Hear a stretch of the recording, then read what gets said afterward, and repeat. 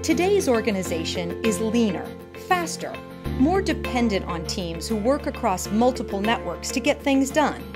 Success depends not only on technical skills, but on our ability to communicate, collaborate, and influence. Motivation comes from a shared goal.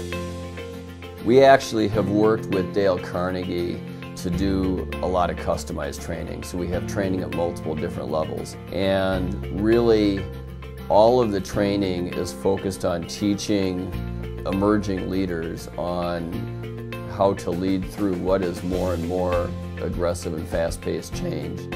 We have a consistent set of behaviors.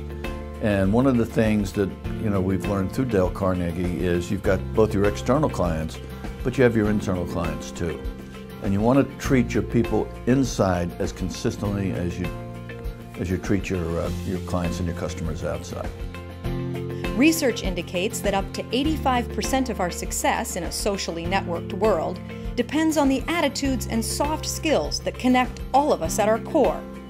These skills are the foundation of effective communication. They build what we call relationship capital.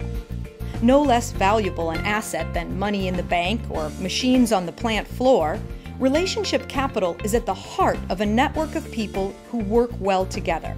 It is the cornerstone of trust.